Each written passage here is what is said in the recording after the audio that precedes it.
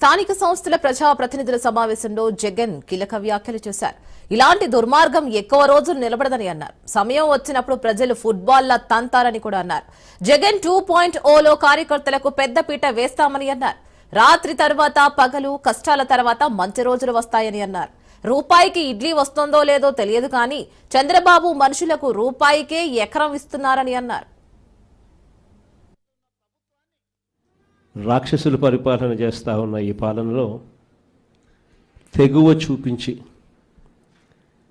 నిబద్ధతతో నిలబడి విలువలకు విశ్వసనీయతకు పెద్దపీట వేస్తూ రాజకీయాలంటే అయ్యా చంద్రబాబు నీ మాదిరిగా చేయడం రాజకీయాలు కాదు, ఎంపీటీసీలమైనా కౌన్సిలర్లమైనా మమ్మల్ని చూసి నేర్చుకో, ఇది రాజకీయం అంటే అని చెప్పి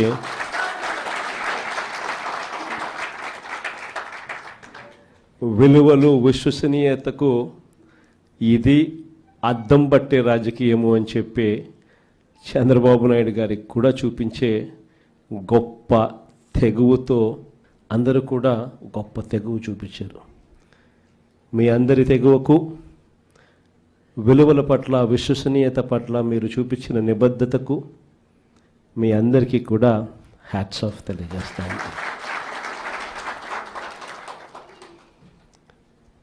మన రాజకీయాలకు చంద్రబాబు రాజకీయాలకు మధ్య తేడా ఈ 12 నెలల ఆయన పాలన చూస్తే చాలా తేడా కనిపిస్తుంది.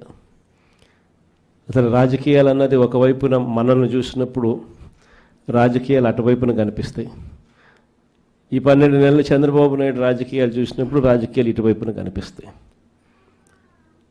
ఇద్దరి మధ్య తేడా అంత ప్రస్ఫుటంగా కనిపిస్తూ ఉంది.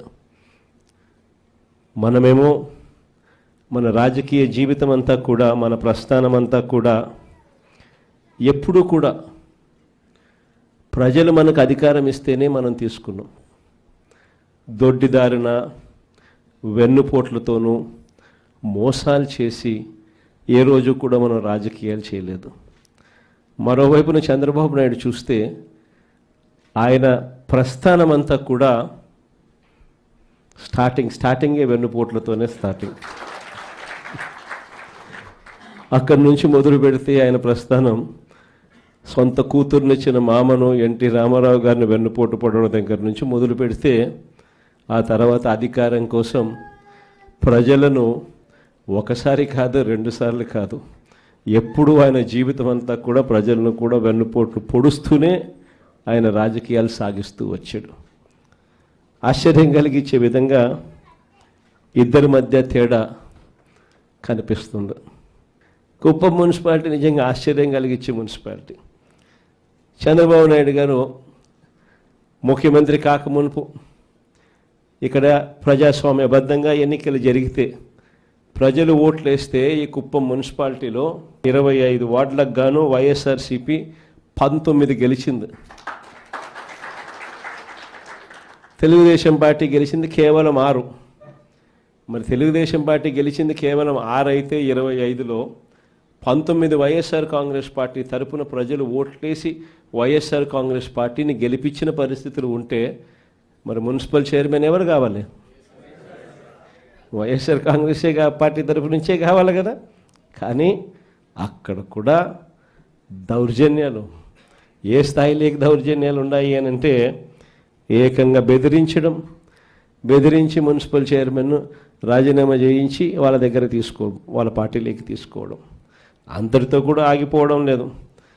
చంద్రబాబు నాయుడు స్వయంగా ఇది కుప్పము, నా మున్సిపాలిటీ, నేను ముఖ్యమంత్రి, నేను రాక్షస సామ్రాజ్యానికి రాజుని, నేను ఒక రాక్షసుడిని, నా కుప్పం నియోజకవర్గంలోనే ఎలా రాక్షస పాలన చేయాలో నేను నేర్పుతాను, రాష్ట్రం అంతా కూడా తెలుగుదేశం వాళ్ళంతా కూడా ఇలానే రాక్షస పాలన చేయండి అని చెప్పి ఇక్కడి నుంచి సంకేతం ఇస్తున్నాడు. ఇచ్చి బలవంతంగా ఈ మున్సిపల్ చైర్పర్సన్ పోస్టు కూడా వీళ్ళే తీసుకున్నారు.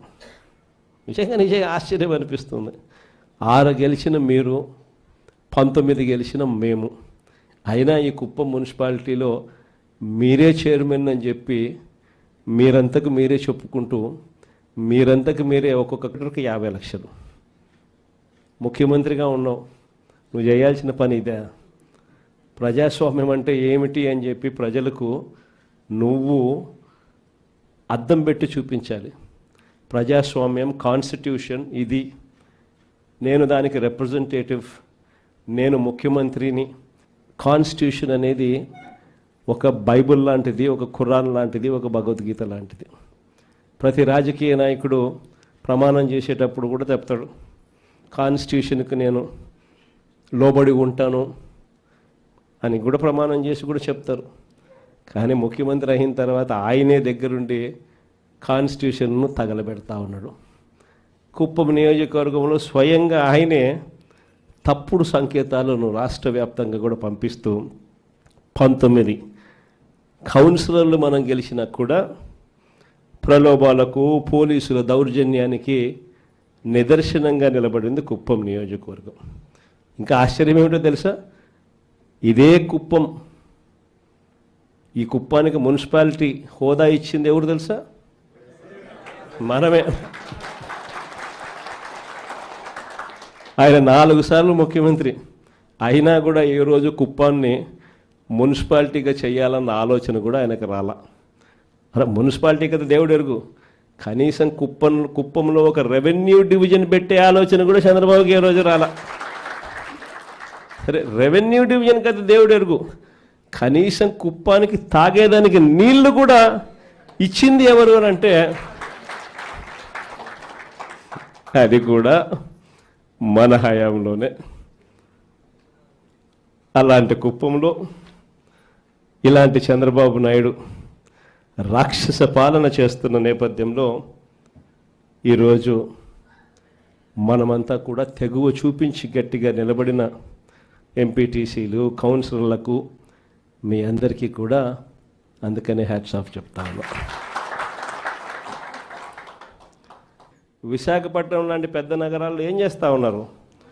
రూపాయికి ఇడ్లీ వస్తుందో లేదో నాకు తెలియదు, కానీ రూపాయికి చంద్రబాబు నాయుడు గారు